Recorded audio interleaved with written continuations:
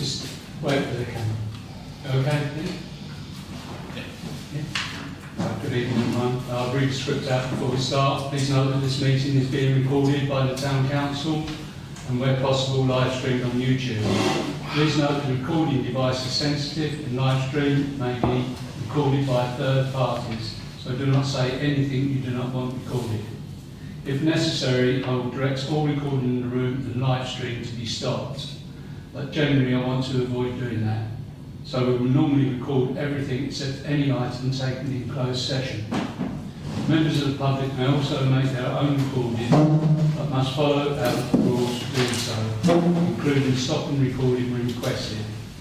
Whilst we do not accept anonymous speaking at the public forum, members of the public who wish to speak but do not want their name published must please indicate this before saying your piece. Thank you. Right, good evening everyone. Welcome to the Town Council Planning Committee. And the first thing on the agenda is Bloor Homes presentation. Can you sort of announce your names, please? Sorry, I've got them written down before we start. Right, so for me, good evening, James Bailey from James Bailey Planning as a planning consultant working with Bloor Homes. Hi, Steve Lee, Design Planning Manager at Bloor Homes. I'm Ruby Lord from Bloor Homes. Ruby Lord, hello. Right, apologies. Right, can you start? Who's the one who's going to start? You going to start, James? Yes, I will. And I will start with apologies. And the apologies are first of all, that we caused a little bit of confusion by asking to start slightly earlier. So apologies for getting the people rushing around. But we're very grateful for having some time with you guys again. We're here to talk about another part of Great Willsey Park. And I believe we came to speak to you back in March. I think it was the 24th of March when we came. We introduced ourselves and we introduced that we would be looking at parcels A9, A14, A15, B2 and E2, which are in relation to the blue area of this large site called Great Willsey Park. We introduced ourselves and what we would be looking to do. We were very grateful for the initial feedback and thoughts that people had from the Town Council in terms of comments or concerns, things that had worked well or not on other phases. So we've tried to take those away. Since March, we have also been talking with the District Council, as we said we would.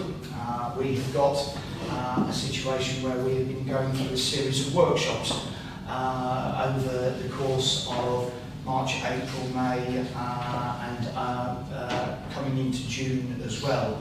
Those involved people from the District Council and the County Council in terms of landscaping, ecology, highways and drainage, and they've helped us to feed into the master plan that was here, into a plan that we will explain in a little bit more detail in a moment when Ruby starts to pick up. But if we just flick back, this is the area in blue that we're focusing on this evening. The plan here is to talk through what we have listened to and amended, how we've got to this stage with some of these particular areas. The green line, which is the sort of central space that links from one side from north to south, and also where the school is, as well to the eastern edge into the country park that has been mentioned. So we will talk through all of those different areas. But the reason we are here is to provide an update. We are not asking for any decisions. We're not asking for anyone to be making any votes or anything like that. It is to advise people where we've got to in our thought process ahead of us looking to make a submission. And a submission is likely to be at some point in July. And once we have made that submission, we would like to come back and speak to you in a more formal context. So obviously we're grateful that you put us at the very front of the meeting this evening. We will give you an update, but in due course when a submission is made, there will be a formal period for you to actually comment and provide comments back to us and obviously the District Council. But if we're moving on, Are we happy, Ruby, to start to talk? Sorry, can I just check? So all the A9, A14, A15, B2 and E2 is all in that blue. In that blue all area. in the blue. Absolutely. We haven't sort of separated that out. We can talk about it as we go through, but there isn't actually those different areas annotated on the plan. Okay. If we move swiftly along, this is the layout that we'll be working on, and Ruby can pick up some of the key points, and we'll be happy to take questions. If not, we will continue to work with our site. So as James has alluded, we've had quite a few discussions with the local authority and the relevant consultees through quite a few workshops now. So that will be highways, the LLFA, the Proud Team, landscape and ecology, to essentially iron everything out as we go on more detail for this reserve matters application. So we're progressing to quite a detailed layout, as you can see on the screen, and there's been quite a few areas that have been a bit more of a highlighted focus. So we've got this centre green lung just in the middle there. We've got the sort of school land just towards the north there, the open space, and then towards the country park as we get to the allotments, and you'll see what the conversation and basin is. So we've had lots of different responses throughout the consultees, and we've had to essentially fit an awful lot in this green line. I'll talk about that one first. So we've had some new drainage guidance that's come out, and for that, then that's meant that we've obviously had to design our drainage basins, and apologies if you can't see it very well on the screen now, hopefully you can see it on the hard copies. So you see that there's one to the north sort of side there, there's one on that northern part within the green, thank you James, and there's one just as we get to the end of the screen in the country park. Now these are essentially the locations that you would have seen in the flood risk assessment within the outline, so they do marry up with that, just more detailed shapes now that we've got the new guidance. So to fit into what the other consultees have wanted to, we of course don't want to have any sort of detrimental effect on particular landscaping that we need to provide. We've got these really detailed bat hop overs within the middle that we'll talk about a little bit more when we go into the landscape. We've also got a new play area within this area that once again was outlined within these parameter plans. And we've got quite a few connections across the site. So we've got new public rights of way that were identified within the parameter plans. We've also got the existing, so the one that James is just walking through now, that's an existing. And of course on this sort of southwest boundary there, there's also another existing one that ties in. And we've got a couple of new ones, one being within this central green lung, and one actually being right along this northern boundary. Now, this is actually a new one that wasn't within the parameter plans, but it's essentially an additional one to provide a little bit more of a natural route. So that will be essentially a 3 metre wide, bit quite like a bridle way. So you've got a 3 metre wide cycle route through the centre spine, that's more of an urbanised cycle route, but then you've got another 3 metre connection that's a bit more natural. And both of them lead us right down the bottom there to where we then are going to link into the country park. So we're putting a new link into that country park that goes past the allotments and okay. Can I just ask a question? Yes, no, of course. Question. The one you outlined on the cycle path on the right hand side, that's what you said is the cycle path, isn't it? All the way around the edge? On the northern side, this one down here, Yeah. Yes. this will not be a cycle. There'll be a 3 So it's metre walking, wide. it's walking. Yeah, Right. it's an informal path. This was when we've been talking with the Public Rights of Way team. They were very keen, as indeed was everybody, that there is a connection all the way through for people to cycle and walk all the way down to the allotments and to the country park. However, they were also very keen to see if there is an informal route that potentially horses and a bridle way could fit in. And we've been looking at how 3 metres. 3 metres wide still. Right. The second one is I've just seen a school, proposed school there. And I've been on about this for quite some time. Obviously, when you talk to Suffolk County Council about that, is there a drop-off point there? Because look, it's a massive estate I see. There's all houses all around that school. if you don't have a drop-off point, there's going to be loads of problems with parking in that particular road that's right by the school. So a drop-off point, similar to the Samuel Ward secondary school system that they've got there, is a car park and for the staff and the drop-off point in the car park. If you go and have a look, you'll see the system. We do actually have a meeting next week. It is next week. On the 8th of July with the county council, the education team. We met with them a couple of months ago, very much like we were doing with yourselves, introducing ourselves and telling them that we were bringing this forward. And we're hoping to have more of an informed discussion with them next week. So again, we can raise that. Right, we've got two speakers. Councillor Burns first and then Councillor Cox. Yeah, I think some of this we discussed in March, as we're live streaming, probably worthwhile. The school obviously is not under your control as such, although it's in your call it your blue line in this case, or red line, whichever way you want to do it. That northern path is actually the informal path now. You can walk that, and I have done many years, walked along that path when I had my dogs. So yes, to make it a bit more formal is fine, as long as the surface is okay, but that's not bad. But we spoke about the existing ones, which again I've walked many times, and I think the more that comes across. But as I said in preamble to this, is one of the things we fought for in the master plan was making sure that you don't look. If you stood up like the woodland on the north east there, that you look through and all you can see is houses. The idea is to make sure there are offsets in the woodlands so that you only see woodlands, and you might have to do a chicane sort of thing. So that's very important to try and retain those if we can. Thank you. Councillor Cox. It was just a brief question, just to remind me, how many houses are we saying that are going into this area? Around 345. 345.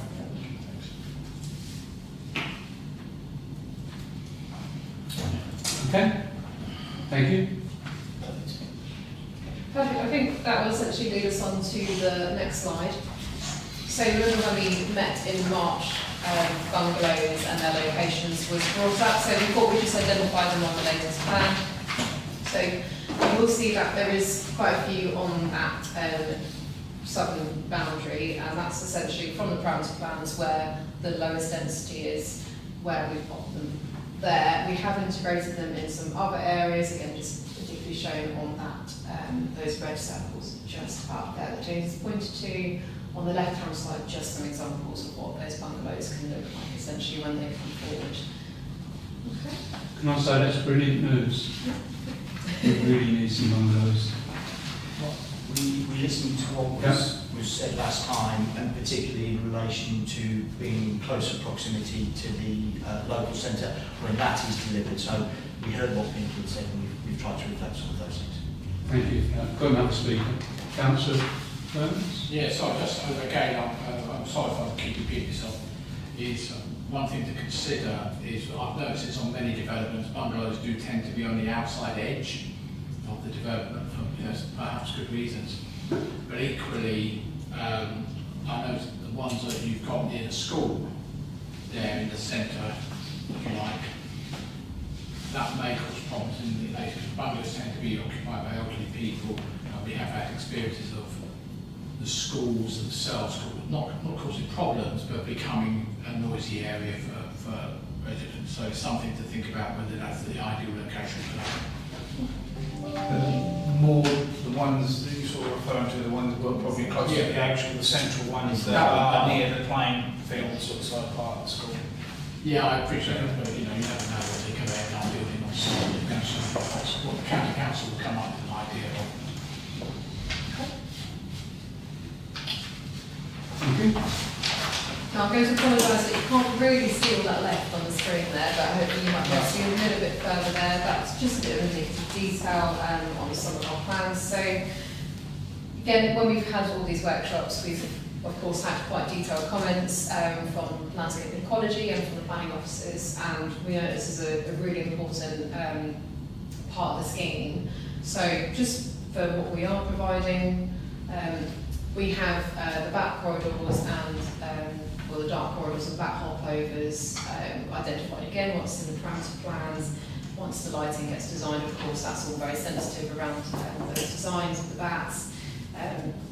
We have the green corridors, the existing retained woodland, which is obviously quite vast, as you can see there, and then sort of vast biodiversity opportunities with the extensiveness of the new planting and the basin features. So within this extensive planting strategy, we also try and put in as many tree-lined streets as possible that you can hopefully see within some of those plans there.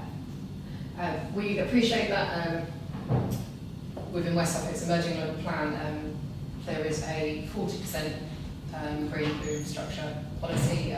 We've done a bit of calculation for this development just to see, appreciating that there is an older outline and that these policies don't apply necessarily, but we've done the maths and it does actually account to 39%. So we're hopeful that at least gives some sort of positivity there, that we are still providing quite a lot of the open space. And of course, I did mention about the local area play in the centre there, there's equipped area play, and we've got some more play equipment up that sort of northern side there, just past the school, and some more informal seating, so to make these spaces quite useful for different ages.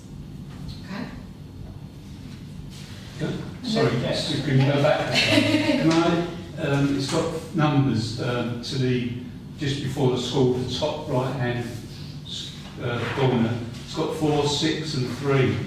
Can you? And 7, there's 7 in there. There's some numbers on there. And 2. On Zoom 2 is the green area. But there's 3 and 6. That's and where 4. the key's been cut out on the side, just to identify certain bits of planting. Oh, right. But this concept master plan will come with a bit of an extensive key. Okay. Apologies for the confusion there. Councillor Cox? Just as you mentioned, that's something we mentioned before was Swift boxes as well. Will that be, or not necessarily boxes, but the bricks that will be included in the build? Yeah. And just something, as we found out today, I don't know off the top of my head, and John, you may know, but in terms of where that currently is, are there many hedgerows and things that are already developed there that you'll be taking away? And the reason I say this, based on something we sort of found out, well, I found out today, was that things like field mice, once you take it away, they don't go other places. So that's just going to stop any sort of further development of those field mice. So it was just a question if there is anything there that you would be taking away. No, of course, we've had quite extensive discussions with... Yeah, extensive discussions with the consultees, with West Suffolk Council, and we've produced quite a few surveys. So we've had a full whole new arboricultural impact assessment produced that identifies again what we will be taking out. Of course, we know about the section of woodland that's coming out for the development. In terms of hedging, there is a small gap just at the very bottom there, so that we can get the access within the allotments. Right. Otherwise, that's the only hedge to come out. Everything else will be new planting. And in terms of ecology, we're having lots and lots of different surveys being done throughout the survey. Not that it should always prohibit stuff, because they were talking about today, but it was just one of those things. Of course, yeah. Yeah. Just to reassure you it's being considered. Okay, so West Suffolk have been very firm on removals to sort of like keep that to what was agreed at outline, and the only other bit there was that to actually lead yourself through to the country park.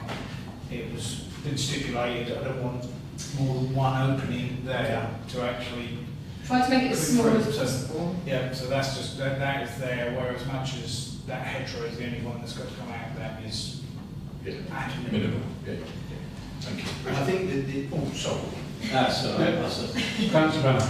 Yeah, on this parcel's location plan, there's quite a lot of indicative blue areas of water. How much of the time will they actually have all this in there?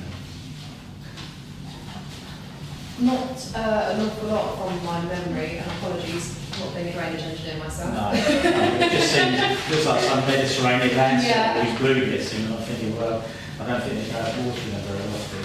Most of the time, and I say most of the time, I think they plan, and please correct me if I'm wrong, Steve, something like that, they plan for a 1 in 100 unit storm event, where when there is that event, that's when they may have something, but overall they're not envisaged as ponds, more decompressions.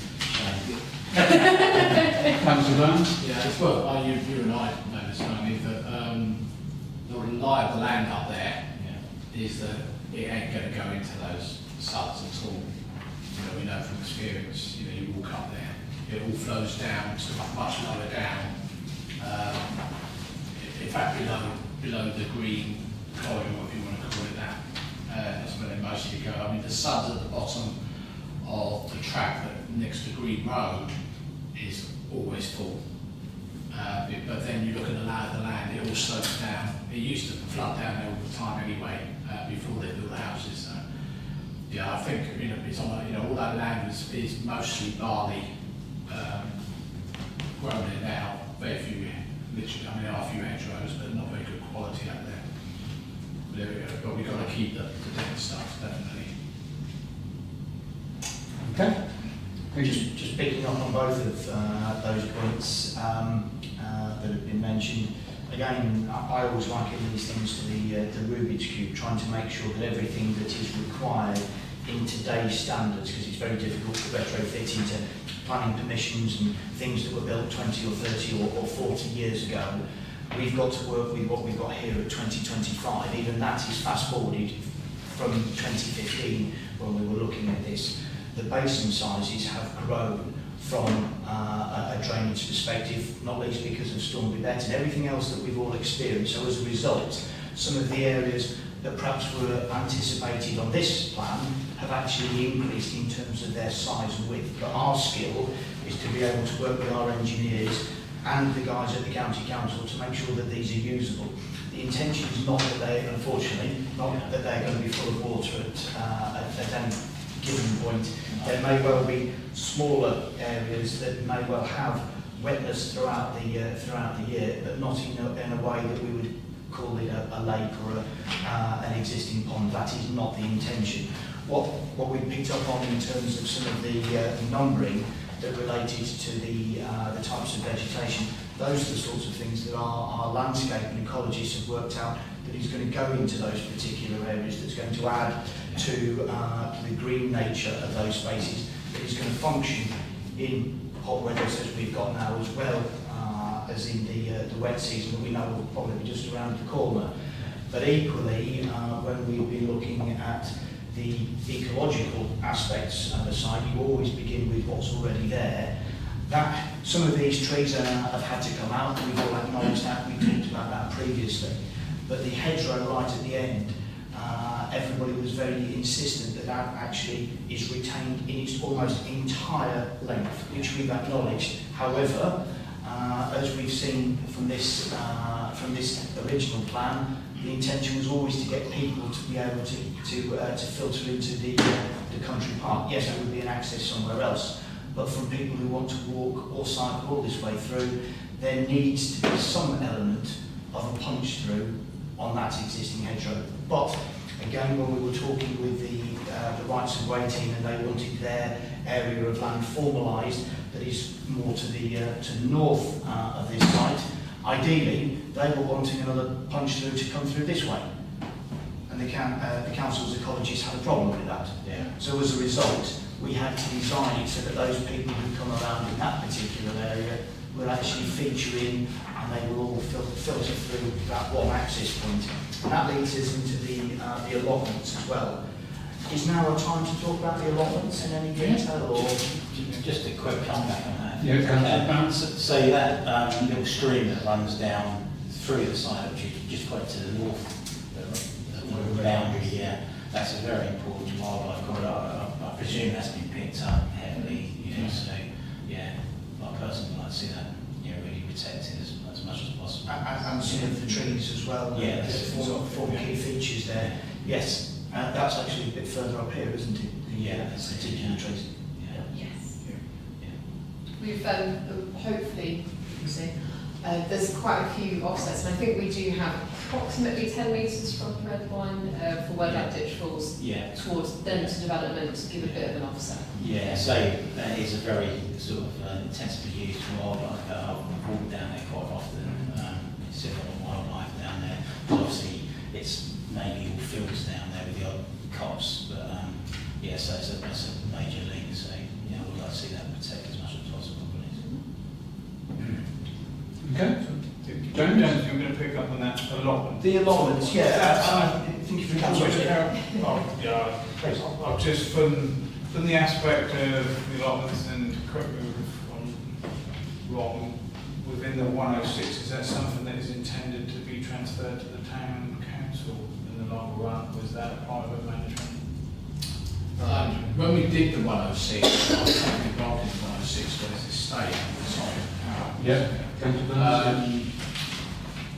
No, it was going to be West Suffolk managing it, or a local group, like we have down Manor Road. We have the Manor Road Allotment Association.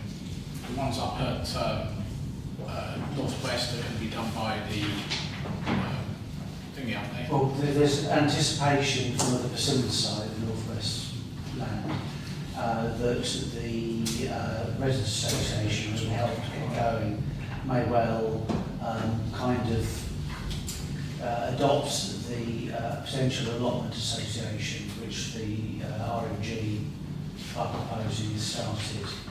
That's likely. It makes sense to have strong connections to the Residents Association. I don't know what the overall deal is with the Great Willsey as far as management is concerned, whether that's another RMG style.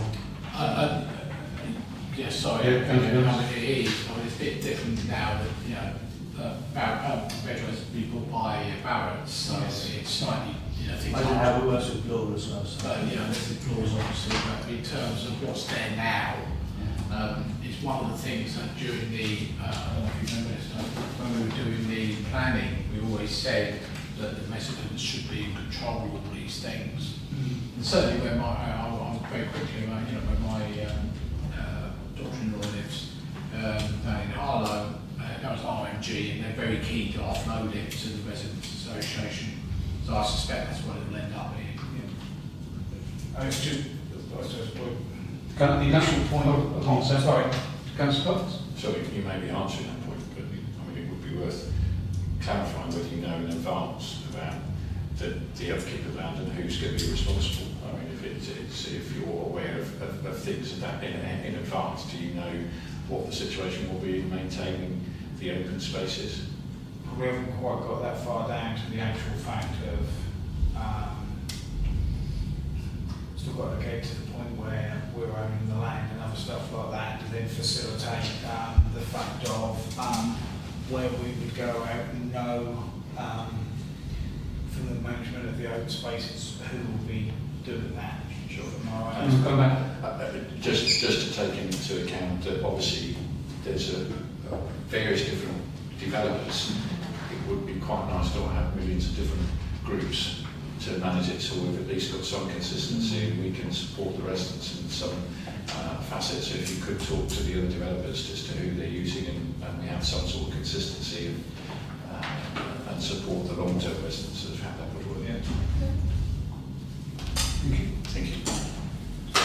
If I can, should we pick up on the allotments, because there was a couple of questions as we went through our sort of workshops that the guys at the council didn't know the answers to and asked us to come and speak to people here at the town council because they knew we were coming back to speak with you.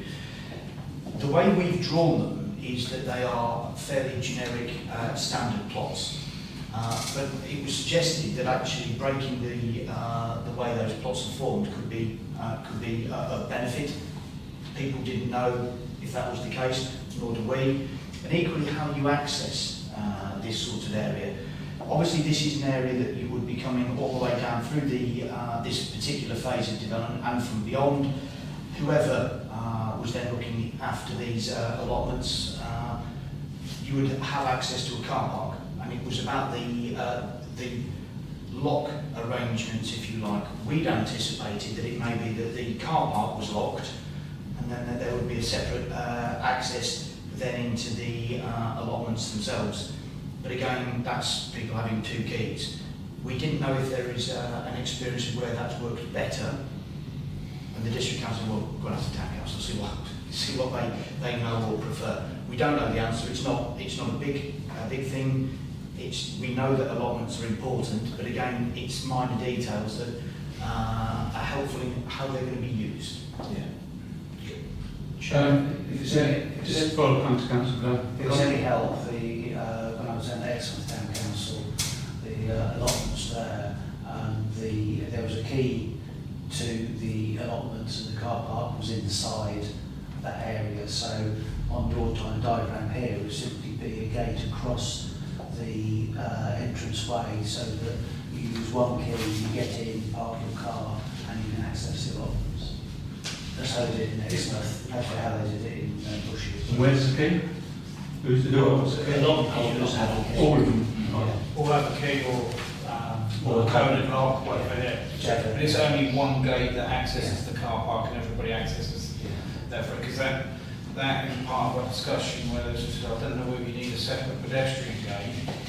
And my opinion of that bit, if you have 2 gates, if the person's arrived on foot won't be locking the car park gate, then it's sort of the other way around. So if you've only got one entrance through a pair of gates that access to the car park, because there's only going to be limited traffic in it, so it's not that wide, is it? No.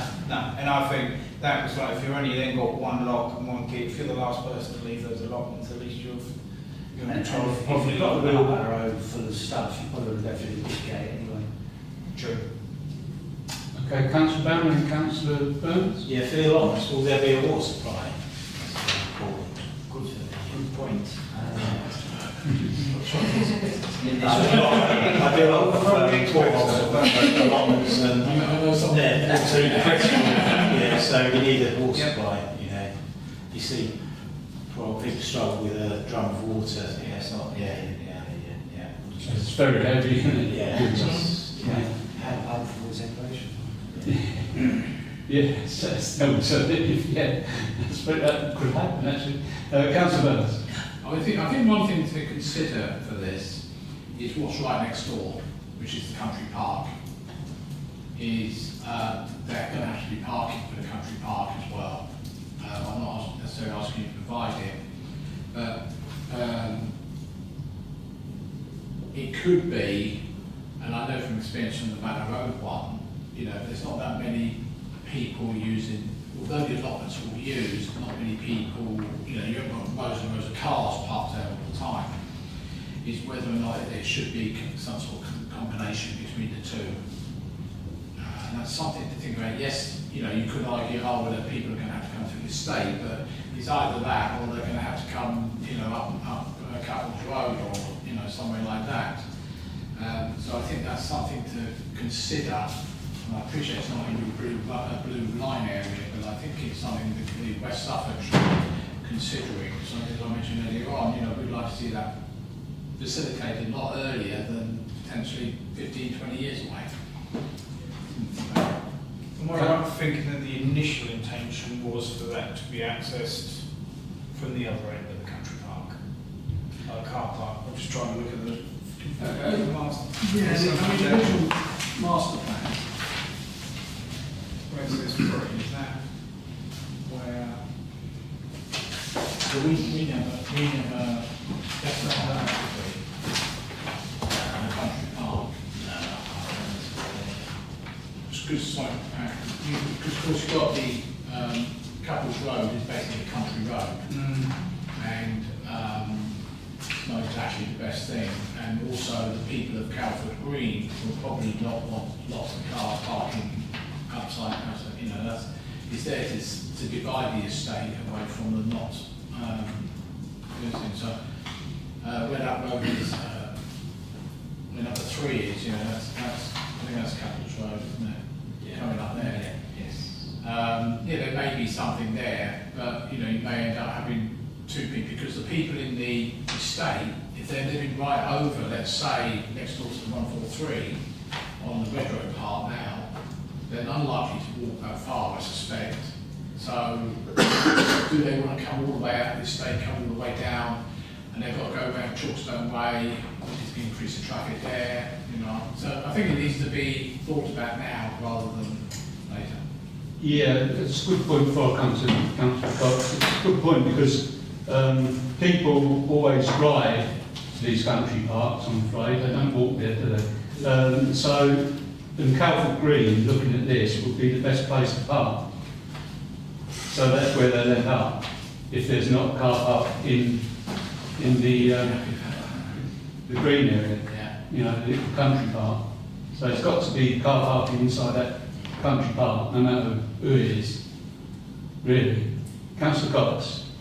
It was just, I haven't got what great idea, but actually, Councillor Brown may have some thoughts, but in terms of the layout, I mean, I suppose because it's an allotment, I wouldn't want to see it too regimented because it just doesn't seem fitting in terms of looking like a natural space. But if you've gone to various allotments, and I don't know if I can include it in my response, but that's just my first thoughts in the fact that, you know, not having it too regimented, that it just looks like a processed bit of land which would not be inviting. People who own allotments are very guarded for their plots, and they keep their plots really spot on. It wasn't, it was more the fact that if we're trying to encourage people and you've just got this very regimented piece of land, is it going to encourage people to try and cultivate it? Is it going to be a bit off-putting? Because generally if you're developing areas, it's not always regimented, is it? You know, generally it's developed over time, possibly. Councillor Brown? Yeah, to be fair, if you go past Manor Road allotments, they are pretty regimented in size, but they grow a huge variety of different veg there. Some are 6 foot tall, you know, so it does break it up. I mean, I recommend go and have a look down there. You know, Manor Road allotments, it's thriving. And I've had plenty of beans from there. Yeah. Runner beans, lovely taste as well. That's sorry, Vicky. Is Manor Road allotments locked? Yeah. Is there keys? Yeah. Oh. Chair, just Yeah. a general question in terms of working with allotments associations before. This is just illustrative, isn't it? I mean, at the end of the day, you're going to provide a space for the allotments, and an allotments association is going to use it. So divide it how they want. Yeah, I wouldn't have thought you were actually going to get into the measuring out your chains and your rods and all the rest of it, the exact sizes, or are you expecting to walk away leaving 30 perfectly set out? It might well be, because I'm just thinking as part of it falls within the land that we're looking to acquire, so we will be responsible for delivering those allotments. So I would imagine the specification of what we've got to do and whether they're subdivided up with the correct size and whether it's a bit of timber edging and plot listed out and everything else at the point that is then acceptable, I would assume, via West Suffolk to be handed over. There will be a requirement to actually deliver them to that state. So I will check our requirements in probably in the 106 and our contractual arrangements, but I would imagine we will be preparing them to that point. So I suppose it's then easier for whoever actually takes them on that there you go, you've got a certain number of plots, and that is When they get allocated an overlap where West Suffolk or whoever gets to the point where there's an allotments association of some description or allotments management is set up, and an agreement between yourselves and them about exactly how it's laid out, rather than try and do it years in advance. Councillor Yeah, I just want to go back to that one in Harlow, which my daughter-in-law is the chairman of the chair of the Residents Association. I know their allotments there, although they've been built after everything had been built, you know, which is really annoying. At the moment, they haven't had a great deal of demand for allotments, which is very interesting because we have Manor Road where there's a waiting list here. So one of the things I would also consciously think about is where it is. you've got obviously the Shetland Road, you've got the Roman Way developments next door to it, but equally, you know, your build out could take, I don't know, 4 or 5 years maybe, who knows? But occupancy, who knows as well, is whether somebody was willing to drive, let's say, from the other side of town to go there. So there may not be a great demand from day one for them.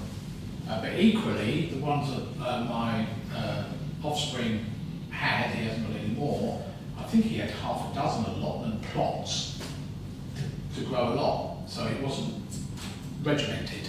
You know, he just had a load of plots which actually happened to go into one another, and he just dug out bits between it, as well. So just something to think about. I expect West Suffolk gives them certain measurements of plots, don't they? Or Well, the standard plots. standard plots. Right, yes. Excellent. Do you want to finish off? Whoever's next. Sure, not a problem at all. Ultimately, we've just got a few CGIs, just what the proposed scheme essentially looks like. So we've just modelled on this current layout. So this area, oh, sorry, Jason. We got excited. So this area is just essentially trying to look through that woodland onto that first sort of edge. Okay, and then we've got one from the spine road at the top, and then one within that green lung, just looking at some of those trees and about hopovers. Again, another one at the green lung at the front, in that play area, and just some, again, illustrations of the bungalows at the bottom there. Just to show a bit of variety of what the houses and the materials can potentially look like. Councillor Burns?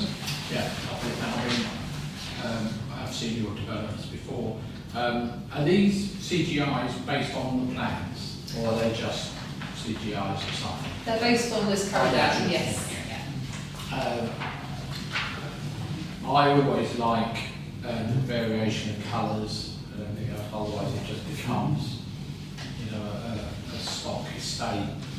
And I look at these CGIs, particularly the first two on the first page, is the fact that the greenery is,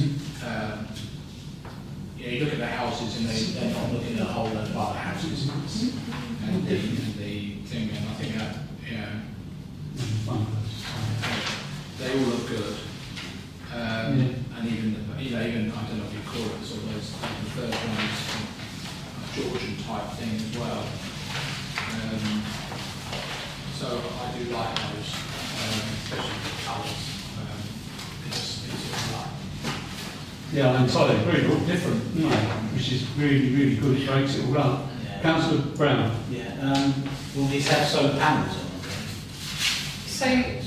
So we're kind of in line with current building regulations that, from memory, I believe that we are, again, correct me if I'm wrong, going to be using air source heat pumps. So under current building regulations, if you have all these plots with air source heat pumps, I think that usually overrides to have PV. So just to back that up, where we are now with current building regs, Yeah. there will be the need for air source heat pumps. Yes. Does then come in when building regs moves on to the future home standard, because that will be definitely in play before we build out. Yeah, this that's development. That will require both. Yeah. That's what I was reading the other day. That's why I was quite surprised that. Yeah, that would have both air source heat pumps and PV. Yeah, it'd be good if you could actually, when you update this CGIs, actually put them so they would, we actually see what they look like, with those on.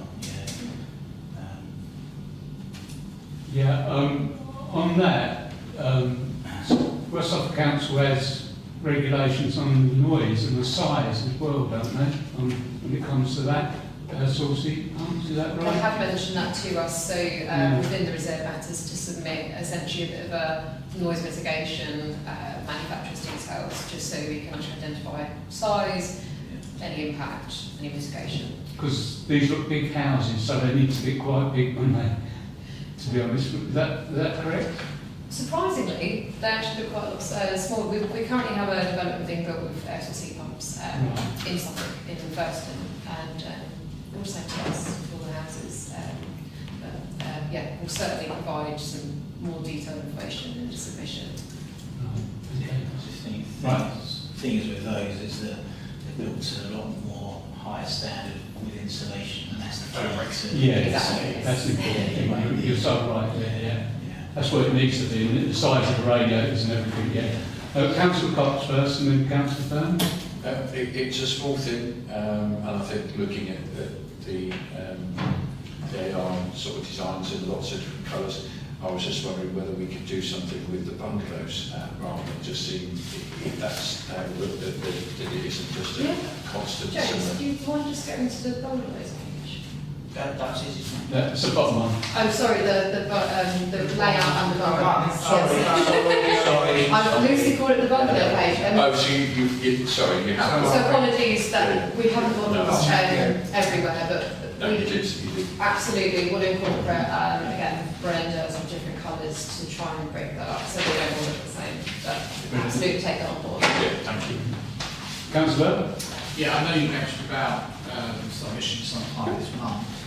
I think what would be handy for this is actually a house type. Obviously, I can't tell whether the house is a 5-bedroom or 1-bedroom, or even a flat, for example. Are there any flats? No flats. Maisonettes, but no flats. Maisonettes would be okay. That would be really handy to actually have a look around it.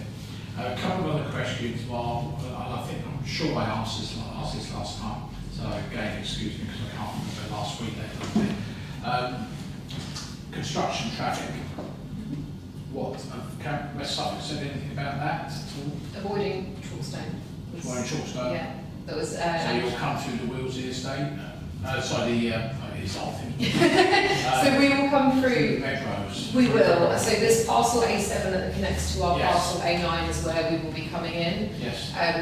So again, as part of the reserve masses, and it isn't an outline condition, but we'll be popping it in at the same time. We will put it in the construction management plan. Okay, so everything will not come down Chalkstone. Nothing will come down Chalkstone in theory. Yeah. Okay, that's fine. The only other one was I'm assuming in terms of road adoption, that spline road, as you call it, coming down from A7, as you said, and I don't know about a bit just by the school there as well. That be adopted? It would, yes. The rest is just Yeah. private drive, yeah. So the main spine road would be essentially a Suffolk County Council Yes, road, and All the internal. all the internal stuff, shared the, services. right. And we Right, mentioned- yeah, we'll try, Spine Road plus all the other internal roads within them that feed each sort of development parcel will also be intended and built to adoptable standards. Some of them at the ends of maybe turning heads and that will be private drives. Okay, so you- Was James just illustrating that on the green edges. Okay, so so all of the stuff that's going north, east, south, west, for example, you're hoping they're going to be adopted? Like, like the bit where mentioned where the bungalows are, for example, on that. Well, we'll get down, as we get down to the bottom there, where those bungalows are there, sorry, they'll be individual private drives Yeah. on the side, but that turning head that gets you down to the bottom there. Yeah, so that will be goes- adopted to that one, but then there'll I'm be. talking about like the one by the school, projected school, that one. That is intended to be adopted there. Yes, that one. Because that's got to lead to the Okay. future. And you think, The idea of that Yeah. road there's got to lead to the next bit. to the next bit up there? Yeah. So that's Okay, I'd just be interested if highways actually will adopt them. Even if they're adoptable standards, I'd be very interested. Because most of the other developments, they've only adopted the main road, as it were, Just the main road. through the I spine. mean, we have So, the parking to some of our workshops in their input, but then that might be a full process for us to just double check with them that actually. because I think about the management fees of, Yeah. because if they're not going to adopt them, someone's got to maintain them. And who's going to pay for it? Okay. Colin? Thank you. But thank you. So just going a little bit back to the solar panels. I drive past the Bellway development in Kennet, and I think they're pretty quite nice houses, quite a nice layout for the rest of it. But it struck me as I was driving past today that in terms of solar panels, they've kind of put two on each place. It's almost kind of a little bit kind of tokenistic. Yeah. And I wonder whether there's some level that you're required to go to, or whether you actually try and make sure people have the maximum opportunity. At the end of the day, they're paying for it and they buy the house. But it just seems a bit strange they put so few solar panels on. It might, depending on the timing and the timing of their approval and Well, they're up and they've got solar panels on, so they Yes. work their way back from that. but that might mean that they had a requirement to put a certain percentage, ignoring their even building regulations, but they might have had a certain percentage of renewable technologies to go on there, and hence why a house might meet building regs, but the renewable technology side of it might have been put some PV panels on, so it was more of a token gesture because it's site-wide requirement, not individual per house. Right. So to actually achieve the sort of energy requirement as an individual per house, which is going to need more solar panels than just two as a token gesture. And I would have said that was a So energy where you guys reduction stood on that. requirement. I would think where we are now with the current building regs, like I sort of said, it'll either be PV, it'll be air source heat pumps, and then PV will be on houses that are applicable when it is the future home standard that will require even a higher level of. Yeah, I've got PV and then got air source heat pump, and there was no planning issue there at all. It was air source heat pump or wind turbine. You couldn't have both because of the noise from both. Is considered excessive within a certain distance. But there wasn't an issue for needing planning permission for PV and air source heat pump. Even Suffolk. No, but PV doesn't make any noise. No, but I think the PV requirement was because they probably had like an energy reduction target to their For the whole site. And yes, for the whole site. And at that point, if they were on previous building regulations, they wouldn't. That would have been PV would have been dealing with the energy reduction for the whole site. Yet their building regs side of things would have been met just on the house itself. My concern is if you guys did the same thing, of course technology moves on and very quickly what the solar panels you've got on your roof don't plug into the inverter, or the inverter is put in is only powerful enough to take the PV that's been put in, and therefore the homeowner probably has to start from scratch with a PV installation. And particularly you've got a mix of set into the roof and set onto the roof. It would be good if house owners, I don't know whether they're buying off how much you will build speculatively and how much you'll sell off the bat, so people can actually effectively max out their PV use. So it's done once and for all, so people benefit. For me, that would be a sales point. You would charge more for the house. If I can bring some of this discussion together, because, and forgive me for teaching people to suck eggs if you already know this, but I love planning, this is what I do. What I enjoy is how things change with different requirements. We talked about storm event and learning from that. We're talking about technologies here. What I hadn't seen before is with West Suffolk's new emerging local plan, there is a policy about what a house builder's show home has to do. And it has to demonstrate all the types of technologies that have just been discussed around here. We were talking about the insulation and fabrics that are in there. We're talking about PV. We're talking about air source as well. So the show homes now that are built will have to tick a particular policy to say what it is that they're going to be demonstrating to the person that is coming and potentially going to purchase one of those homes. I think that's quite a huge step forward for the man or lady in the street to understand what am I actually buying, what am I actually getting from this, because it kind of all ties together with all of these things about your technologies and the PV on the roof. Well, am I only getting two? Is there the ability to add more? How difficult might that be? What about the electric charging point? What about all of those other things there? So again, I think that we're all learning and getting better. And the reason for mentioning that, and apologies there, I get quite excited about some of these things. This is a new policy from the local authority that we will have to adhere to when we're putting our applications in. Yeah, it's due very soon. Sorry, I just have one question. Yeah. At the beginning you talked about the cycle route and the walking route, 3 metre wide.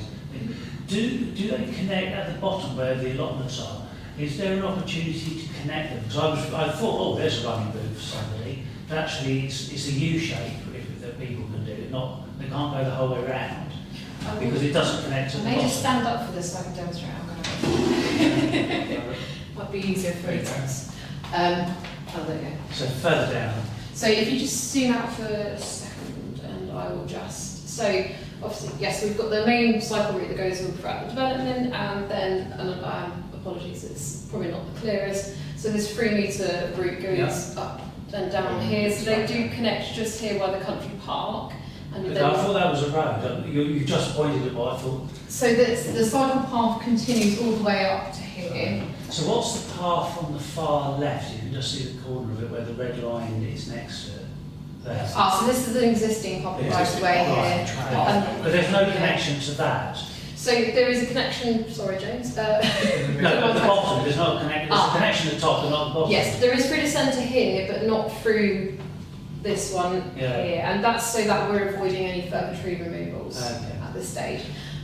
So there is, yes, the connection up here and then on the existing trail there, just not quite at this one here. No, fair enough. I'm going to try and move up my screen. I think that's John? Yeah. Councillor Burns? Going back to PV again, I don't want to labour the point. Again, with development in Haverhill, which was a joint one between 3 developers, but the one that my son bought his house from 2 years ago now, didn't have any solar panels on it, didn't even have heat pumps either, it was all gas boilers. But one of the things he has got, because he's going to have it installed soon, was all the infrastructure for PV panels was already there in the roof space, and also space, because you're not allowed to put batteries in the roof space, I believe now. So it was all there, all they've got to do is come in, plug it in, and off they go. There's no running of cables or anything like that, so that's something to think about when you're building these things, because obviously it's easier to do that. And the only other thing I would say from an IT point of view is the best thing to do is also install Ethernet all around the house as well.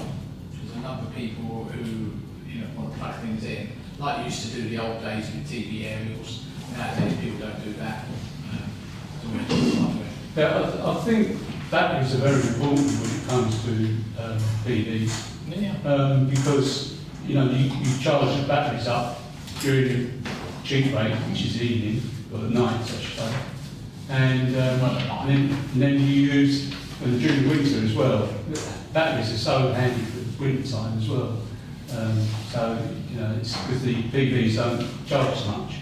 But, yeah, Councillor Bambley, Councillor? Yeah, the only thing that I was looking at was that long, straight sort of road that runs all the way through there. Have you got any concerns around, traffic speeding or traffic calming? Yes, of course. We have, and I'm going to apologise, you can't see this on the plan very well. We do have a few raised tables, and especially where these public right-of-way connections go into, so they will act as a traffic calming measure. Yeah, okay.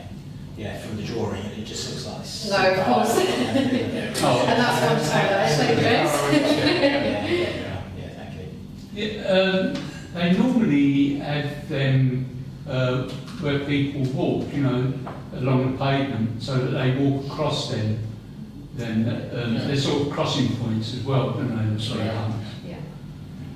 Right, Councillor Cox. Just something that was just mentioned, thinking about, obviously this is again a longer-term plan, which is obviously the internet. I don't know what's happened and what your long-term thoughts there, but one concern that's happened on other developments is the fact that there is it's a bit of a monopoly.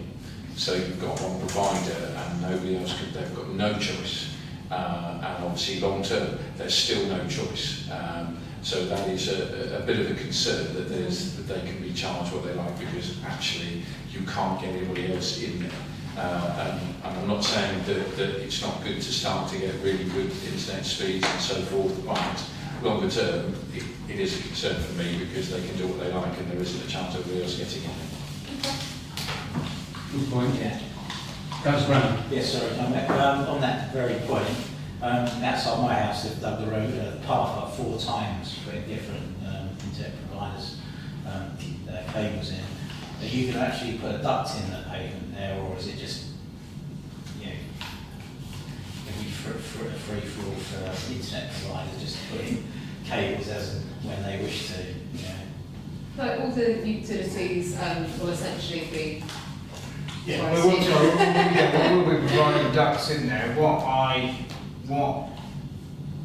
And I'm only sort of saying this with a little bit because there'll probably be some kind of where Red Road, what they're already with, Yeah. and probably again, that might be something that we can look into from a contractual point of view, where whatever Red Road are going to deliver to our boundary Yeah. is what we will be extending through Okay. our site, and then we'll have to provide to the future connections beyond that. So that is probably already, I don't know what it is off the top of my head, but that's where we're already going to be dictated to and compliant with, because that is, we're sort of tapping onto the end of Red Road's Yeah, infrastructure. it'd just be so good to have ducts in. Yeah, so that you haven't- yeah, 100% would be ducts in for Yeah. that, so it's not, It causes so much frustration. You know, people have their driveways blocked off, and then 2-3 weeks later, another company comes and does exactly the same beside. And you know, say Got lines everywhere, haven't Yeah, you? it's 4. Yeah. On the boxes, you know, some places you've got 4 to 6 boxes. You know, by different This is what I can't understand. I live in a road where that's not happening. No. We, you know, all the fast speed fibres have gone through the ducts. My house was built in new in 1988. So, and I can't understand. I think yours was earlier, wasn't it? Yeah, about 80. Yeah, but I can't understand why No. that's not happening. You know, why is it just out-turning? I know out-turning's done by one particular builder, but I just can't understand that. One provider Councillor on Jones. your road. That's one provider. No, there's 2. We got 2 for Well, that. you've got BT and OpenReach and Gig. Gig, yeah. But the thing is that certain providers have a right to put stuff through ducting, certain people don't. So, Gig and Clear are able to use ducting. Virgin Media have to dig up the road. Well, they don't come down then. The ones that do mine, well, they probably will do eventually. The ones that did my road are never connected. They were not allowed to use the ducting. And the crazy thing is, I've got ducting in my house, to my house from both the road and actually down the road, and OpenReach have not installed anything. So, you know, you can't win there. No, the point is being that I just hate to see the lovely new development, the lovely paths Yeah. carved up. But yeah, it all depends on whether it's another monopoly. Yeah, Although if law, sorry Chair, if Yeah. law homes are putting the ducting, it doesn't belong to one of the utility companies, which I imagine is why they won't let Virgin use their ducting, because it's a rival company. Oh yeah, of course, I know the reason, yeah. But if law are putting it in, then it's down to law who's allowed to use it, which I guess would be anybody who's It also depends whether law use a single company like they've done with the Simmons site. There's a single company that Which was Simmons have not advised. the utilities company that then put the fibre in for them. That's right. Yeah. Can I, Councillor Anderson? yeah, I was just going to.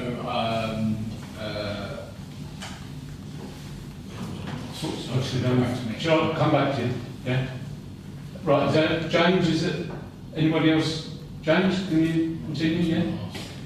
I think Or have you I finished? think that's Oh, it. sorry, I just remembered. Yeah. Just very quickly, I know you spoke about the connectivity to the Red Road thing. Their backbone for fibre comes opposite Gannett Close, I believe, in Chorlstone Way. They installed it several years ago, and that's the backbone. Wherever it goes, so they might have no idea. Councillor Cox? I'm just going to come back to it. Obviously, from what you've said, you are limited, and I understand that. What could be quite handy is just to let us know what the state of play is, because obviously, from our point of view, if there's anything we can do to support or change that, because you're not entirely responsible, you're working with the other developers, so it's just a case of trying to protect residents long term. Yeah. Thank you very much. Yes, thank you. Thank you. It's really good that you come to see us. It makes it so much better when it comes to planning. So much better. Thank you very much. Thanks so much. As I say, you may stay if you want, but it's entirely up to you. Thank you all. Before we start, yeah. Inconvenience. Thank you very much. Early. Are we happy, Councillor, just to check? No, yeah. Fantastic. And apologies that we've kept these seats warm. Thank you very much. Thank you so much. Thank you. I can see you then. See you then for a short while. Yeah. Hopefully when we go on to meetings, we'll be in touch. We will come in our full presentation. Yeah. Sorry. Thank you very much. Thank you. Thank you. Thank you.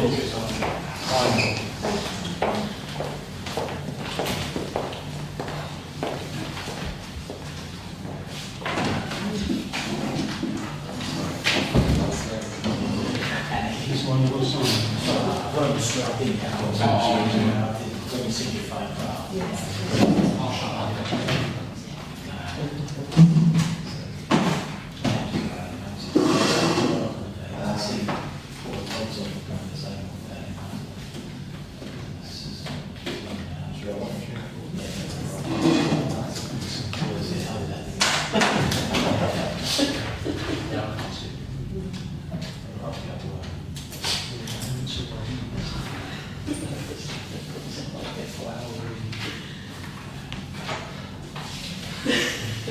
Okay, right, thank you everyone.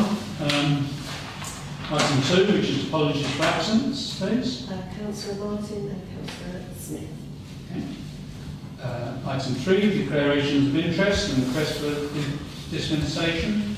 Anyone? No? Okay. Item 4, minutes of the previous meeting. To approve the minutes of the meeting held on 16th of June 2025. Now, proposer and a seconder, please. Councillor Cox proposed. Councillor Brown second. Okay, thank you. All those in favour, please show. Thank you. It's catchy. Yeah, it is catchy, yeah.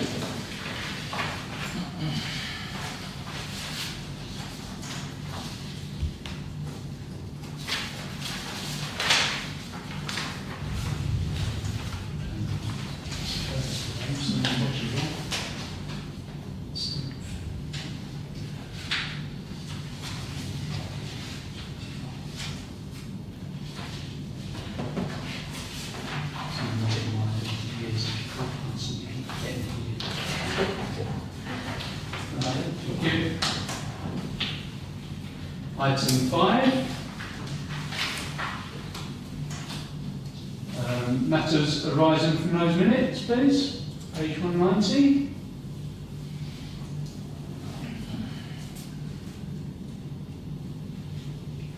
I spoke last night about that, didn't I? Yeah, I did.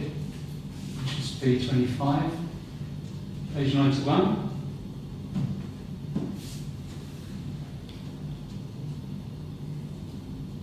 Any comments at all? No?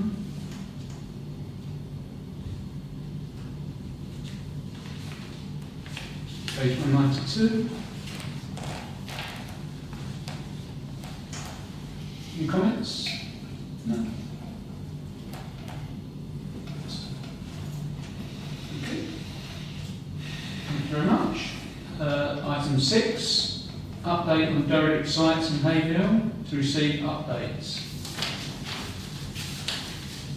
Colin. Well, you spoke last night about the recent parking rates planning application to be seen later on.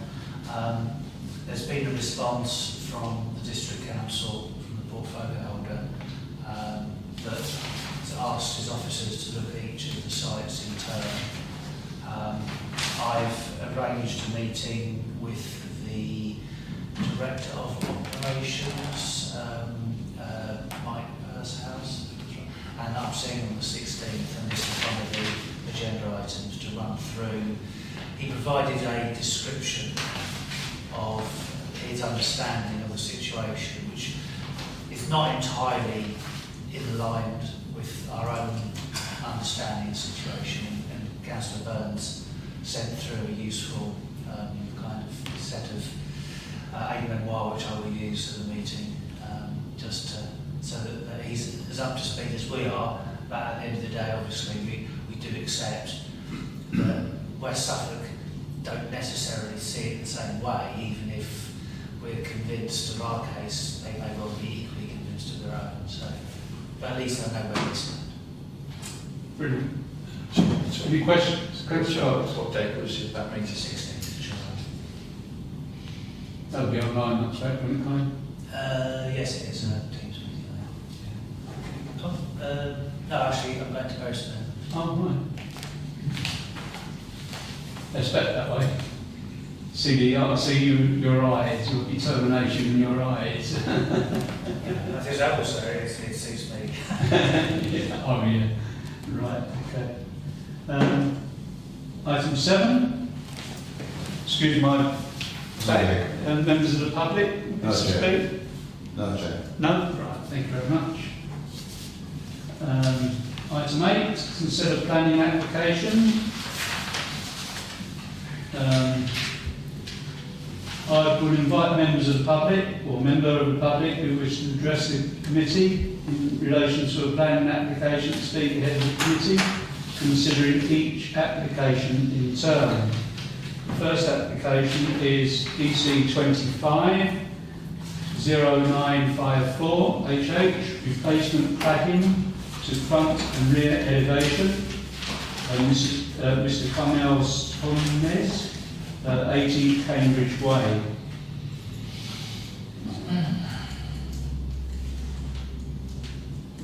This, to be honest, this is what houses either side, it says in the report, have got.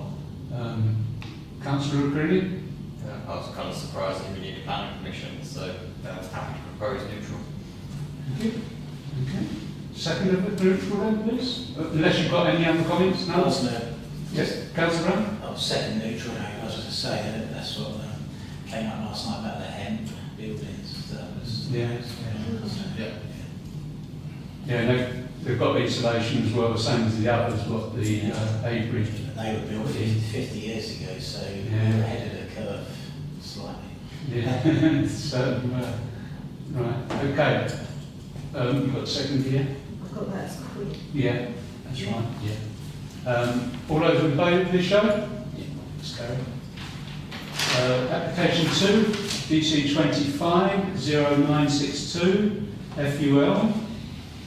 Change of use and construction of second floor extension to existing public house to create 9 flats, class 3C, and 3 commercial units, class E. This is Mr. P. Patel, Vixen, Millfields Way.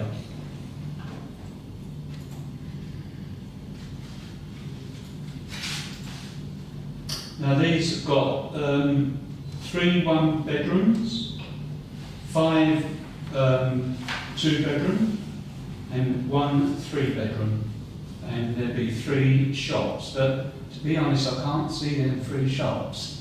I can see 2, but I can't see 3.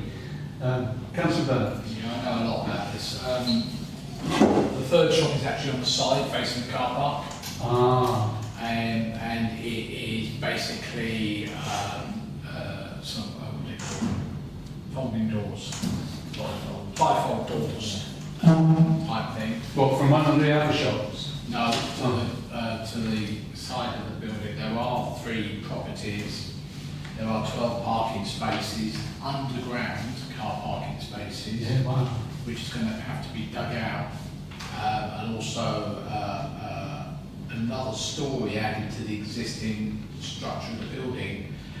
Personally, I think this is a bridge too far. I think they're going to end up like the other 2 developers, in the sense that they come up with these ambitious plans, and when it comes to money, they're not going to have any money to do it.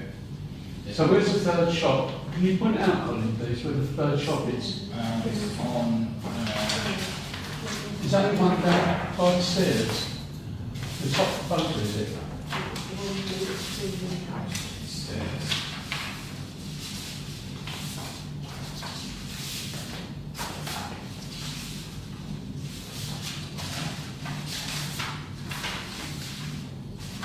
Right, and that's by the steps, is it? Is that the third shop by the steps? Coming from the car park, going to the other shops? Ground floor, floor plan.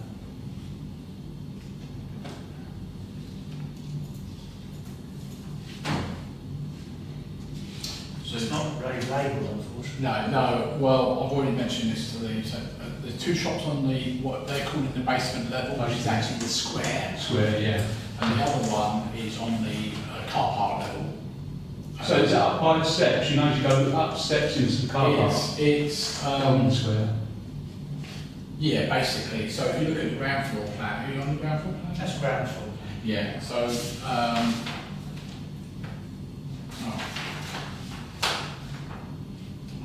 Because I can't see it on there at all. oh, that's not the one I'm looking at. No, so it's existing ground floor. So Yeah, sorry, I'm going to say.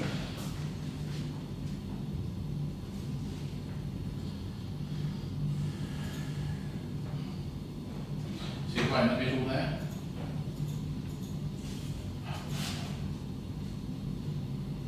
Oh, is that Where that block block text is, It's the old one. that. that should be.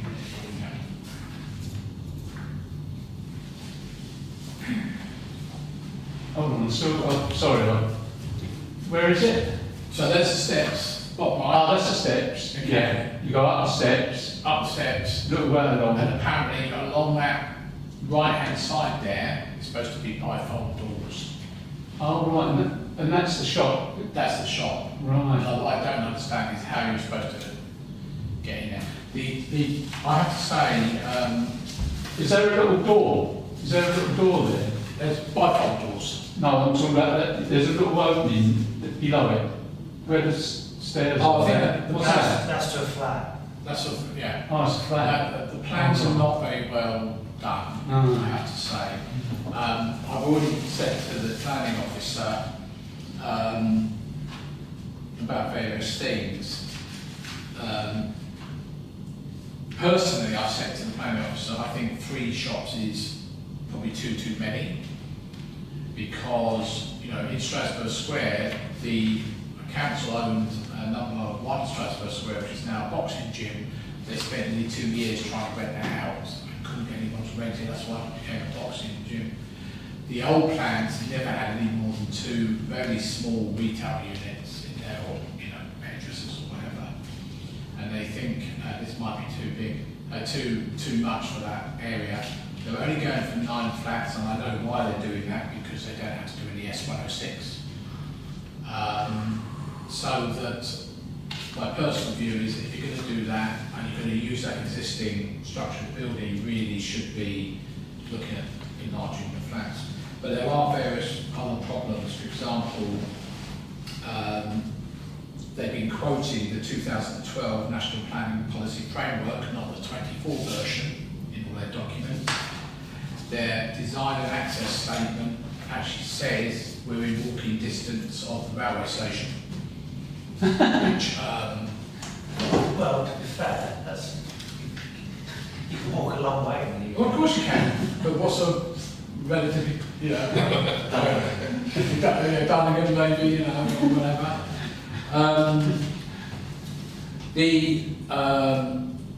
The red line on the, I think it's the location plan. I think it's that one. Yeah, see that red line? That initially suggested they actually owned all that, which they don't. That red line actually goes across the car park, that is owned by West Suffolk Council. And the officer has confirmed that it indicates that land which is needed for the development to come forward. The property team were aware of the application, providing comments regarding the use of West Suffolk owned land for access.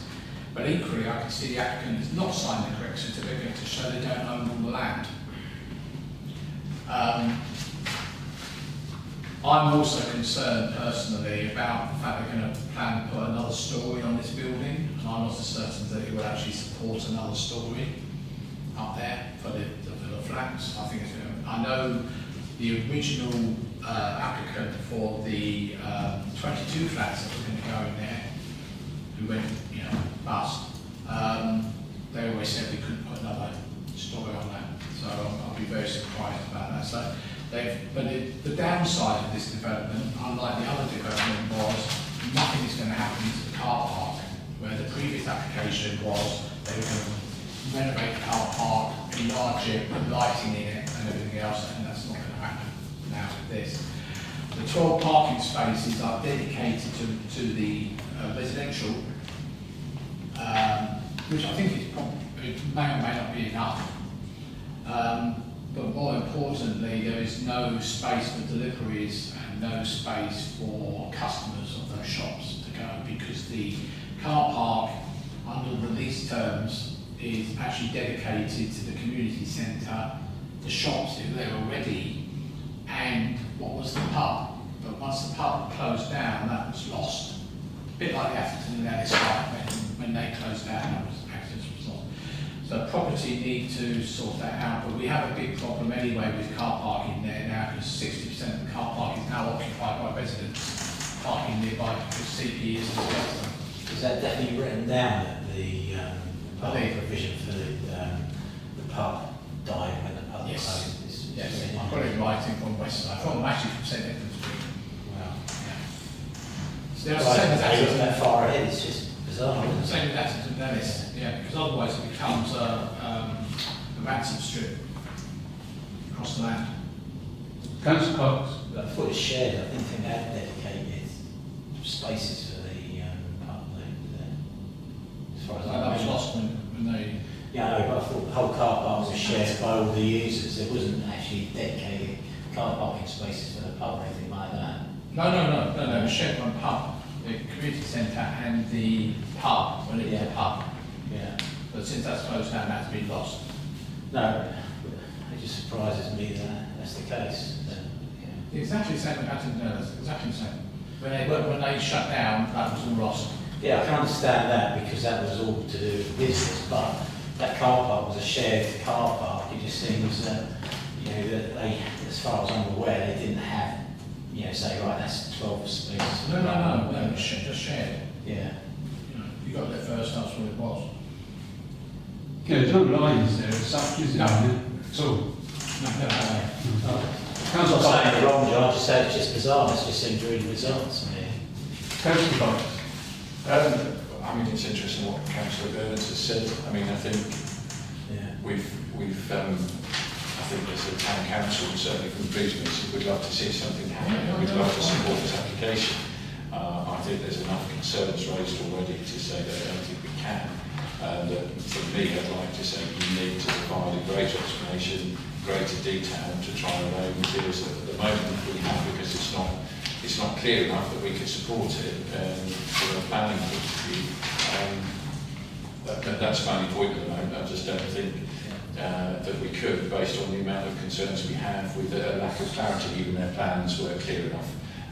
So if we can't understand something, then surely we can't support it at this stage. I know it's not anything really, sorry, Chair. Yeah. I know it's not anything really to do with us about liability, but when you start mentioning underground car parks, ramps, it's huge costs, and the potential, as John said, about putting an extra storey on, that's a huge cost. Just worries me that, as John has said, is that they could spend a whole lot of time on this and then just, die a death. But obviously we're here just to look at the plans as they are. So it's not inspiring, to be fair. I wonder about the size of the flats. Are they all over the minimum space down? Sadly, yes. Yeah, they are. Councillor Burns. And it's nothing necessarily to do with this application, but it's about the site. One of the questions I asked was, what's happened about the hoarding, because although they reckon that they've done the audit, because I said, you know, even if this goes to application, to approval, it's going to take a couple of years for them to actually do anything. And so the planning officer's going back to them again and asking them, when are you going to fix the hoarding properly on this? I'd like to do this, I didn't mention that before. Thank you. Yeah, that's important. Colin? Chair, just as we mentioned this site in relation to my discussion later in the month regarding the importance that will be attached to trying to resolve the derelict sites around town. Whilst I fully accept what members are saying about the unnecessarily overcomplicated design that the applicants put forward and the actual drawings, lack of labelling, etc., makes it very difficult to work out what they're proposing. But I agree totally and utterly with Councillor Brown. Has there been anyone from West Suffolk standing at the entrance to this car park asking people why they're coming into this car park? What does it matter why they're coming into this car park? If it's a commercial unit, if somebody can go to one of the shops but not the other commercial unit, if they're going to go to both places, they can't park their car there. It's ludicrous. And questioning over whether or not West Suffolk will give right of way for people to drive across their car park to get into the parking spaces of this is just throwing pointless obstacles in the way for what we want to achieve, which is a developer to actually develop this site into something we can actually finally tick it off our list. And we don't need those sorts of rocks thrown in their way, quite frankly, Chair. Good point, Colin. I'm not the sort of person that say you should throw anything on that site because it looks awful all the time. But I can't see a problem personally with this. Even if it is 3 stories high, through planning regs, they've got to make sure that they can build 3 stories high. Underground car park, brilliant. If they want to build that, let them build it. But and obviously that bit there, that bit going. You're quite right, Colin. Anyone can go in there and use it. I always use it because I'm always get my fish and chips there. So, and I never have problems parking. Mind you, I go lunch times, but as I say, I've never had any problems parking in that car park. Really don't, because it's only overnight that there's a problem, and then shops will be shut in any place. So. Anyway, I don't know how the rest of you feel. I disagree totally. Right, okay. During the day, there are 60% of that car park is occupied by residents nearby. It's not occupied by shop people. Shopkeepers, the Premier Convenience people, complain to me about the fact that people are coming up and complaining to them that they can't park anywhere. It never used to be that until the CPE came along. I'm not disputing the design or anything like that. The plans are not very well clear. You asked about the 3rd shop, and I would agree totally. And the thing about going across the car park, that's up to West Suffolk to resolve. I think the viability might be a problem, and I dread to think that it's been over 10 years since I was on the planning committee for the original plans for the 22 flats and 2 shops, that we get to the stage that we get approval for a thing and nothing ever gets done because eventually they realise there's no viability for it. That's why I do question those plans. They're not developers, these people. I know that for a fact. I've had emails from them, I've been in conversations with them. I think we need to do it. Personally, I'll go back to what I said originally, it'd be better to knock it down and build something really nice there. But West Suffolk have got to be conscious of the fact is that this site cannot be dominated by a new building going there. I'm not overly certain that putting a story on will not end up being overmassing of the building, dominating the area, the street scene and everything else like that. So it's interesting, but I don't have a major problem with it. But it's just the fact is, I think they may be a bridge too far, as I said at the beginning. Thank you. Yeah, it's right. It's not up to us. It's up to the developers, really. It's not. I'm just warning. I would like to go to developers and say, I want it done this way, I want it done that way, I want it done that way. But it's not up to us, is it? Looking at the application, but what I'm saying is, it may not happen. Yeah. So I don't think We've come through it all before. We've got no control over that, No. council Berners at all. That's the thing. it may be disappointed. Yeah, I feel we should look at the, we've got something going here, and as long as it's not quite right, as long as it doesn't look ugly and what have you, I personally think it's okay. I don't have a problem with design. Right. I'm just saying that it may be a problem. Yeah, maybe, but we shouldn't look at it that. I'm just expressing my opinion. Okay, you're right to express your opinion. I'm not saying that. I'm just with my opinion as well. Councillor Cox and Councillor Brown.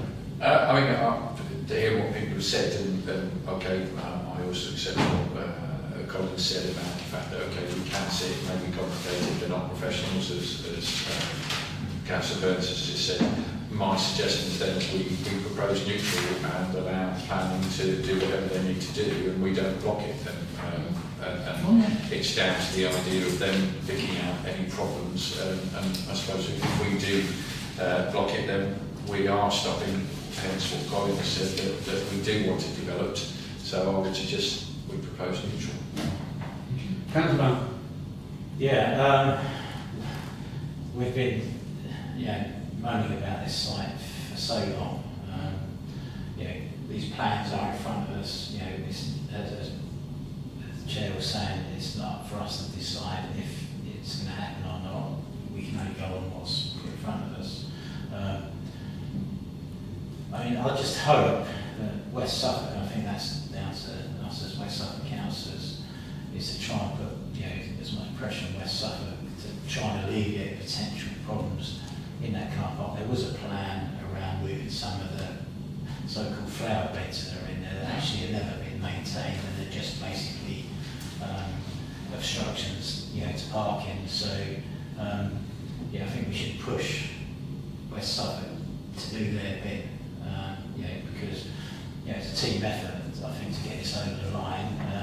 Godspeed to these people, and hope it does come forward. But say I've got big concerns around trying to dig an underground car park. That's a huge thing, and say the extra story on there as well. But just hope it works for them. And to say it's in front of us now, we'd be absolutely remiss to turn this down when we'd be crying and shouting that we need something doing. I'll fully I'll second the proposal for neutral. Any more comments at all? Can we actually put that as a thing around the car park? Yeah, refurbishment. In other words, do away with that flower bed that's never maintained. Yeah, as well. in the middle. We put that in there. There was a plan. Because that will create more parking spaces. Yes, exactly. Yeah. Councillor, Just go on that, just to remind, the previous plan was going to increase the number of parking spaces from 22 to 43, but that area also included the fact that they were going to build parking spaces behind the building alongside Milford's Way, which required propping up of the main road, which is why the previous application failed, didn't fail, so the previous amendment failed because it was going to cost over £1 million just to do that. We don't need to worry about that. So that's not happening now, so at the moment there's no change in car parking spaces. No, that's it. no, but we can create some if we get rid of that. It does, John, it does. I'm not saying how, we put lights on. So we'd like to put that in for the neutral. And I will sort of point out one thing also, is that the steps that you've been referring to are actually owned by the applicant, not West Suffolk. And they haven't put a line around it, so they're the ones who might have to maintain that, which they haven't been doing. As a comment. So, sorry, can you just clarify what you want to say about the car park? Because I'm a bit confused. use for Yeah, there's a, There was a previous plan around removing some redundant flower beds. It's just bits of green, aren't they? Well, Yeah. I think they're originally supposed to be flower Flower beds. beds, Yeah, they've never been flower beds. to but refurbish the car park, we're removing the flower beds yeah, Yes. to create more car parking to space. create car Yeah. park. Chair, also to what Councillor Burns has said earlier, that we asked the West Suffolk to not put legal complications with regarding to use of the car park and crossing the car park, Legal complications which are unnecessary. Car Barriers, parks. yeah. using, Using, accessing yeah, car park. yeah. Yeah. 'Cause that's just mad. So ask West Suffolk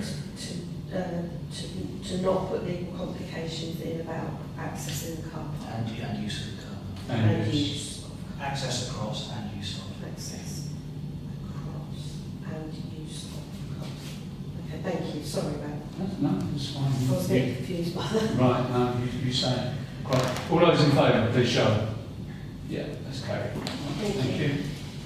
Right, application 3, DC 25 0887, FUL, small a, single storey storage building, small b, palisade fencing around the building.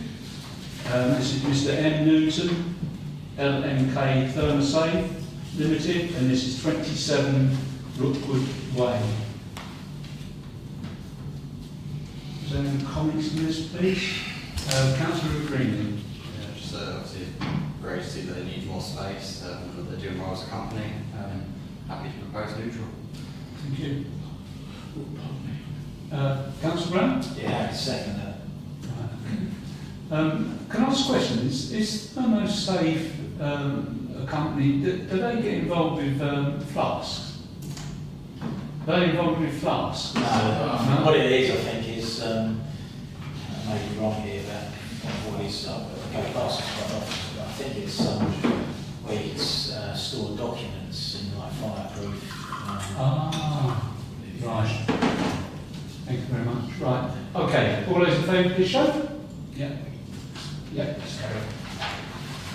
Application 4, which is DC 25 1000 HH, pitch roof to the rear extension. This is 3 Lee Close and Mr S Pigeon. There's a comment about, from number 2. There's a comment from number 2, Lee Close. I am concerned about how dark this will make at the side of our house. I live at number 2, it says. Number 3 is elevated above our property, and there is an incline as houses follow the course of the street. I would like to see if there's any information regarding the side elevation that will look over our property. Is there any comments on it? Because I couldn't, in the plans, I couldn't see if there's anything sticking out either side of it. I don't know if any other person's got a comment on that.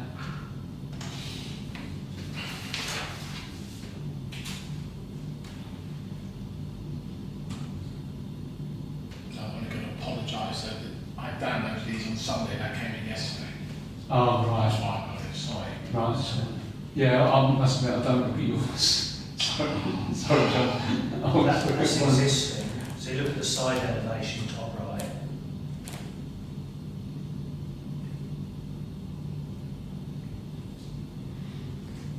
Yeah, it's hard to. If you could, can you see the street scene? Can you go to the street scene one where you can see next door? Right. And I'll zoom that to number 2. Is that one? I didn't see it. The street scene? Is there a street scene? Or do you want to go to street scene on Google? No. Oh, I don't know, because I never. You've got that one. that Yeah. one. Is it that one? No, it's not that one. Yeah, it'd be good if you could go to Google. I think. You're struck to see it though, 'cause it's up there at cul-de-sac. Oh, right. They got back. See, I always see different plans to Councillor Burns, Okay. so that's... These ones.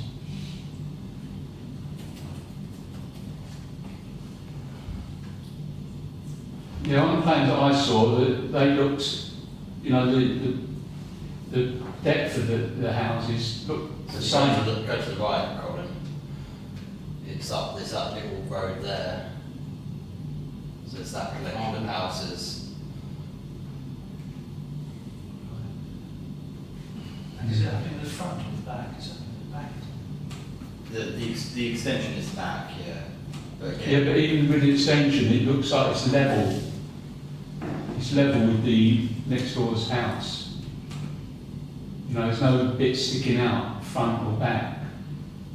It's only On the plans that I saw, on the, you know, the council one, the Suffolk one. Oh, no. When that? Yeah, but it was on West Suffolk one, yeah. You were West Suffolk on Because it actually showed a house next door on it. that? Location. No. There's a house next door. Yeah, I've seen that one, but it's another one that I saw. That all it shows is the house next door, because I can't see that in there, next door. that's existing, that's proposed. But Is that what that drawing is? yeah. Oh, okay. Just wonder why I hasn't come up with a... So I'm sorry. Yeah, Councillor Gossett. I can't work out. So, which side? I'm confused to try and get my head around this. What, number two? Where's number two? Well, yeah, which side is the? Because I'm trying to work out which side this is coming to and how much it's going to affect the house. Because if it's going on the right side, I'm trying to work this out, and the house is on the left, it's probably not going to have a great deal of difference. But if it's both on the left-hand side and it's right next to the house, then it may do. Is it in the middle? Might be worth looking at the satellite view Satellite view. or Google Yeah, Street. brilliant. Yeah.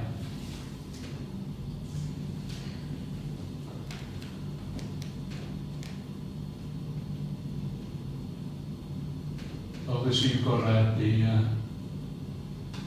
So it's right at the end of Carroll Road.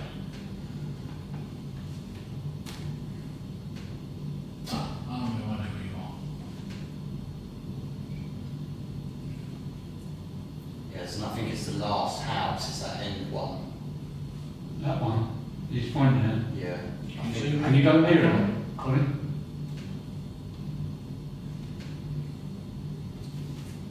So I want to see where number two This is. is currently flat, there's number two. Right.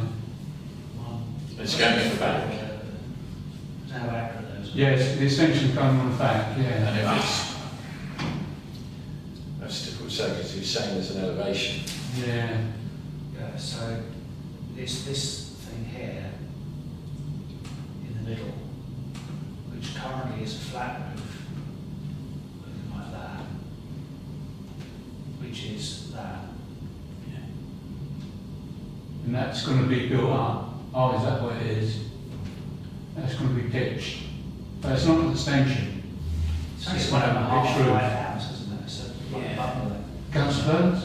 Yeah, I was only going to say that where it is, the sun probably ain't going to, you know, only maybe this time of year in summer, will the sun even be there early morning to affect number two, I would have thought.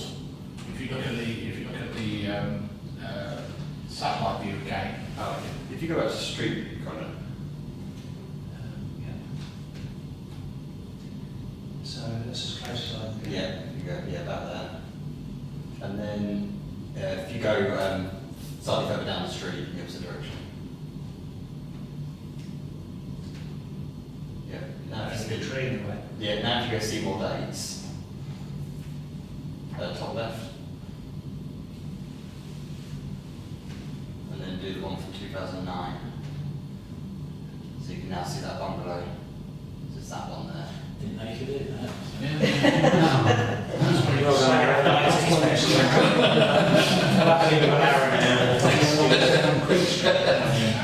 It's interesting, we looked at So it is, that's, where's number 2? Number 3? That's number 3, is it? Yeah. And the next door is number 2 there. Yeah. So they're going to build Number 2 is at the complaining. back of the, behind that roof we're seeing, Yeah. number 3, it's behind there. Yeah. They're going to, it's behind that. Now that'd just bring it up surely to the same height as the next door, number 3, wouldn't it?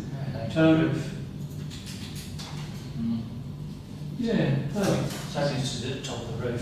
So And it in won't any case, even be as high as that next door then. Mr. Chair, the number 3 is to the east of number 2, so it's the rising sun. Yeah, very early It wouldn't be blocked in the middle of morning, summer. but in the evening, number 2 gets the sun, and blocks number 3 at the moment. Oh, right.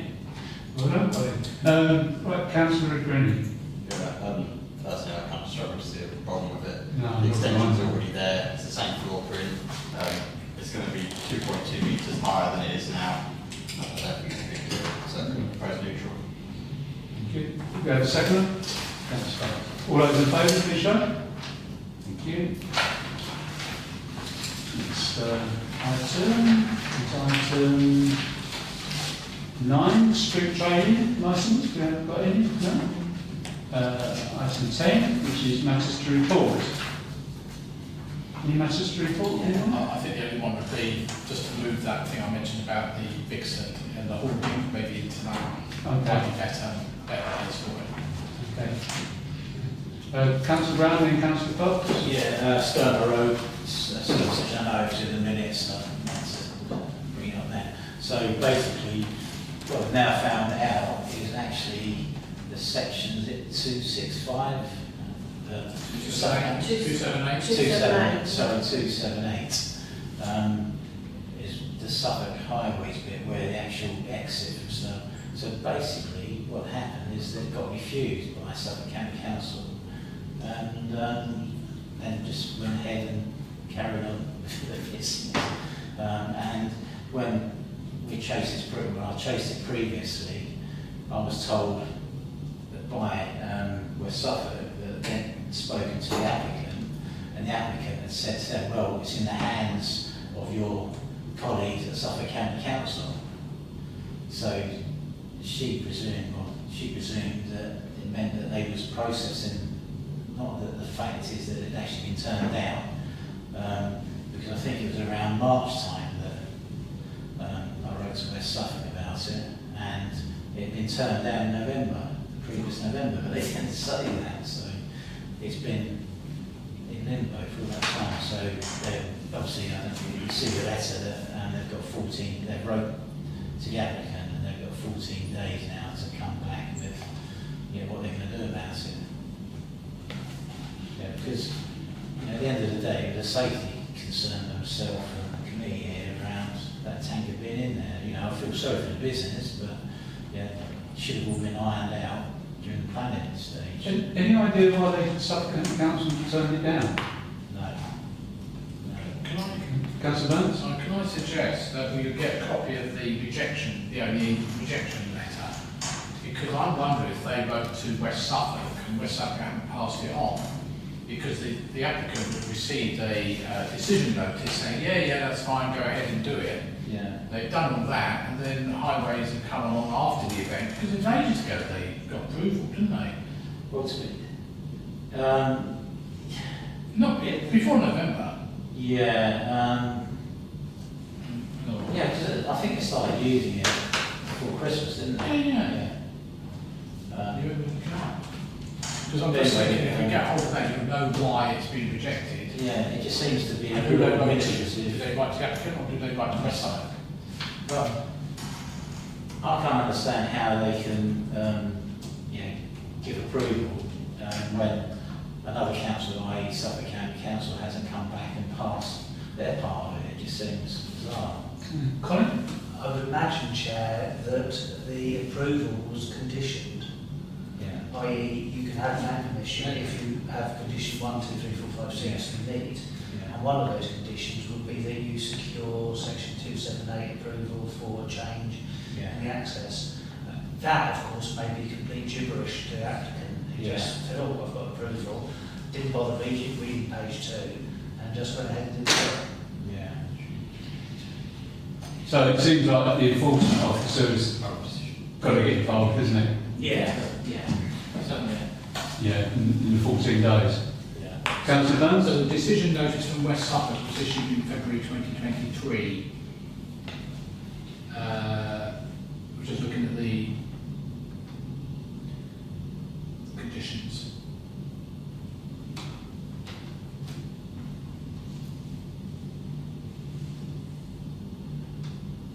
Soft landscaping, that's it. There's no condition there for the S278. Well, that's what I said. There are no condition, you say? No, it's soft landscaping, something else.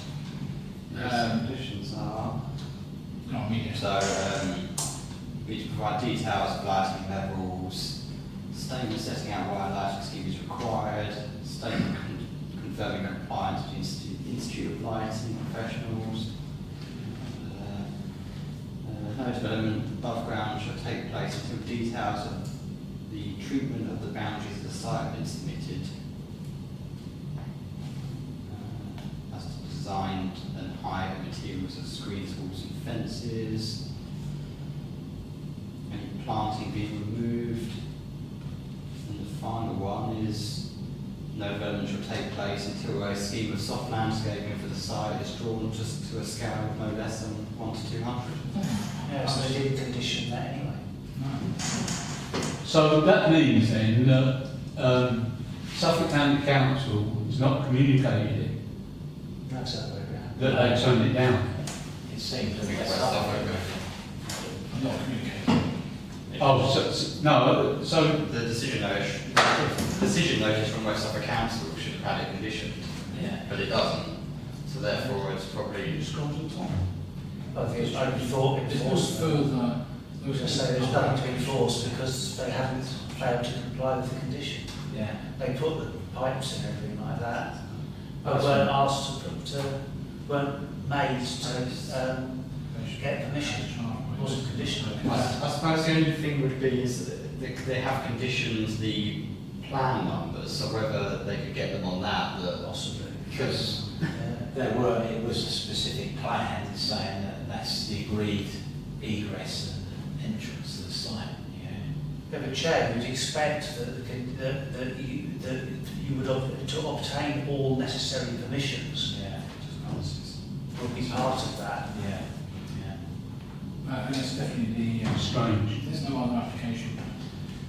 Well, it's an interesting exercise anyway. Well, we'll see what the enforcement says, what it comes back with. What Savannah comes back Lessons with. learned. Right, Councillor Cox, you've got something to No, report? it was just something I observed, and I thought I'd want to check whether anybody else knew. But I was seeing that behind Lidl, where you've got the pallet business, there was definitely building works going on there, and I don't remember anything necessarily coming past us. So I just wanted to check if anybody else was aware of anything going on. There was. I did see An that. office type thing. Yeah, I think there's an office. Is Yeah. that what's going on? I wasn't sure, but I thought I don't recall. I mean, unless I'm not saying I couldn't have missed it, but it was more something that I wasn't aware. Because obviously sometimes it takes a while because we've got finally they're doing work at the Dudley Hill where they're going to have the storage, yeah. But that's taken a long while to get started, so it could have been something that was put in a while ago. But is anybody else aware of anything? We did have Vicky? a planning application come through. Yeah, it was some sort of building for me. So, just the about Was it pallet storage, wasn't it? Yeah. But there was going to be a support. But Councillor Cox is saying that it's because there's always been There's a pallets building there. as well. Oh, there's- Yeah, like an office block or something. Oh, they're building the building No, now. that's what the planning application included that. Right, so that's what they're doing, and Yeah. they're just building that office block. And I just mentioned that. I didn't remember anything. Yeah. Yes, it was, yes. I'm sure there was something, yeah. Yeah. I just mentioned about Dudley Hill. The reason they took so long is they had to wait they wanted to discharge all the conditions before they started building the lot of things. So there was a lot of stuff that they had to do. Go on, I think. Councillor O'Grady. Yes, there's a planning application submitted December 2023, one commercial building with associated pallet storage area. It was approved November 2024. Okay, yeah. Councillor Brown? Yeah, talking about Dudley Hill, did we get a response from Anglian Water? Yeah, Vicky has, yes. Yeah, Yeah. yes, we have, just to say that they will be in contact with us within 24 hours, and they didn't. So I chased them again, and apparently they're going to ring me by tomorrow at 4. So, Why did you send that email to us last night, was it? no, I sent it. That's us. I thought I had circulated something. Maybe I missed it. No, it's why I went on the committee. Maybe I just sent it to you to bring up under matters. But anyway, it doesn't matter. Yes, we have heard from them. I did send them a letter. We have heard back from them, and then to say that they'll contact us. Then they didn't, so I chased them, and we're meant to hear back from them tomorrow. Thank you. Okay, right. Item 11, date of next meeting, which is the 1st of July, and the meeting ends at 8